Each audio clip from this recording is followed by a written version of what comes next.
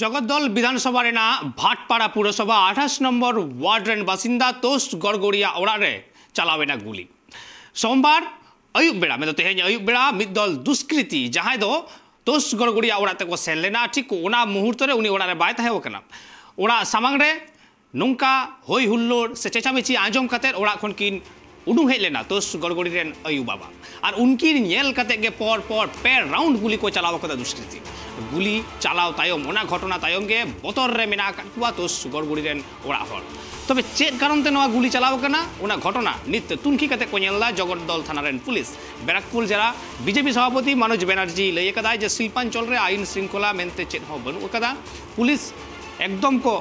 अकेजुआ कना तृणमूल काउंसिलर सुकेश विश्वास लई कदा जे पुलिस नवा घटना को तुनखी दा अडी लगन गे जहां दोषी कना को उनको को साफ जमा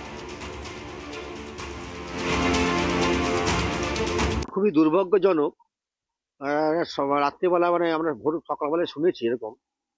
তোষ গড়গড়ির বাড়িতে রাউতারিতে সের মোড়ের বাড়ি, সেখানে রাত্রিবেলায় ও বাড়ি ছিল না, তো বন্ধুর বাড়িতে গেছিল এবং সেখানে ওর বাবা দরজা খোলা মাত্রই গুলি চলেছে, 2 রাউন্ড কি 3 রাউন্ড যত সম্ভব গুলি চালিয়েছে। এবং সেই গুলি চালিয়েছে কারা বা চালিয়েছে, এটা কোনো ব্যক্তিগত আক্রোশ না কোনো ইন্ধনে কাজ করেছে সেটা পুলিশ যাচাই করছে। আশা করি দুষ্কৃতীরা গ্রেপ্তার হবে এবং সমাজের কাছে রাজনীতি, যেহেতু আমরা রাজনীতি করি, সেহেতু কাছে আমাদের কাছে একটা খুবই লজ্জাজনক ঘটনা যে এরকম যদি গুলি চলতে থাকে বিভিন্ন জায়গায়, সেটা আমাদেরও বদনাম হয় এবং আমাদের শাসক দলের প্রতি বদনাম আসে। তাই পুলিশ প্রশাসনকে বলবো শক্ত হাতে এদেরকে যেন দমন করা হয় এবং গ্রেপ্তার করা হয়। এইসব দুষ্কৃতীরাজ মানে খতম হওয়া দরকার সমাজ থেকে। যারা যারা এই সমস্ত কার্যকলাপে লিপ্ত তাদেরকে গ্রেপ্তার করা উচিত। ব্যারাকপুর যে অঞ্চল আছে শিল্পাঞ্চলটা, সে শিল্পাঞ্চল ধীরে ধীরে একটা দুষ্কৃতকারীদের আস্তানায় পরিণত হয়েছে, সমাজ বিরোধীর আস্তানায় পরিণত হয়েছে এবং এই সমাজ বিরোধী দৌরাত্ম্য দিন দিন ব্যারাকপুরের বুকে আমরা বেড়ে চলেছে দেখেছি। শুধু গতকালকে এখানে গুলি চলেছে না, আমাদের